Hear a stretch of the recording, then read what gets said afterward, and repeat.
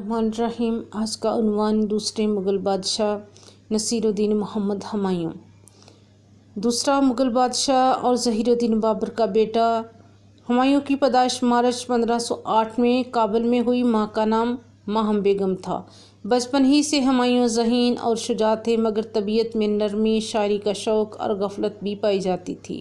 بابر نے ہمایوں کو ہمیشہ اپنی زندگی میں ہی مختلف مہمات پر بھیج کر تیار کیا۔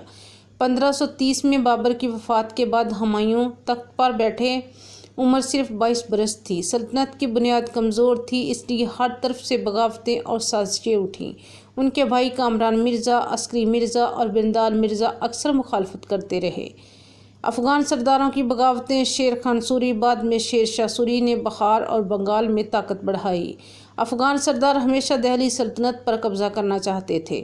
ہمایوں نے گجرات پر لشکر کشی کی، مگر کامیابی کے باوجود مستقل اقتدار قائم نہ رکھ سکے۔ 1540 میں کنوج کی جنگ میں ہمایوں کو بدترین شکست ہوئی۔ اس شکست کے بعد ہمایوں نے سلطنت کھو دی اور دہلی پر افغانوں کا قبضہ ہو گیا۔ شیر شاہ سوری نے ہندوستان میں سوری خاندان کی بنیاد رکھی۔ جلاوطنی کا دور 1555-1540۔ شکست کے بعد ہمایوں کئی سال تک در بدر پھرتے رہے، کبھی سندھ، کبھی صحرائے راجستھان، کبھی ایران کی طرف نکل گئے۔ آخر کار ایران کی بادشاہ شاہ طہماسپ صفوی نے ہمایوں کی مدد کی اور فوج دی۔ ایرانی لشکر کی مدد سے ہمایوں نے کابل دوبارہ فتح کیا اور آہستہ آہستہ طاقت بحال کی۔ دوبارہ سلطنت کی بحالی 1555 میں ہمایوں نے دہلی اور لاہور پر قبضہ کر لیا۔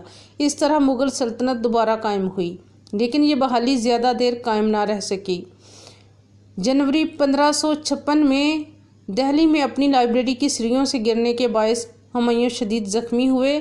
چند دن بعد وہ انتقال کر گئے۔ یوں مغل سلطنت کو دوبارہ زندہ کرنے والے بادشاہ کا انجام افسوسناک ہوا۔ کارنامے اور یادگار پہلو: علم و ادب سے شغف: ہمایوں شاعری اور فلکیات کے شوقین تھے۔ ان کے دربار میں علم و فن کے لوگ موجود رہتے۔ ہمایوں کا مقبرہ: دہلی میں ان کی بیگم حمیدہ بانو بیگم نے شاندار مقبرہ تعمیر کروایا، یہ بعد میں تاج محل سمیت کئی مغلیہ عمارات کی بنیاد کا نمونہ ثابت ہوا۔ اکبر اعظم کی سلطنت کی راہ ہموار ہوئی۔ اگرچہ ہمایوں خود کامیاب حکمران نہ تھے، مگر ان کے بعد ان کے بیٹے اکبر نے مغل سلطنت کو بام عروج تک پہنچایا۔ ہمایوں کی شخصیت تضادات سے بھری تھی۔ ایک طرف وہ علم و ادب کے شیدائی، نیک دل اور شفیق انسان تھے، دوسری طرف سیاسی بصیرت اور حکمت عملی میں کمزور ثابت ہوئے۔ ان کی سلطنت زیادہ تر ناکامیوں اور جلاوطنی کی داستان ہے، لیکن ان کے بیٹے اکبر نے تاریخ میں وہ مقام حاصل کیا جس کی بنیاد بابر اور ہمایوں نے رکھی۔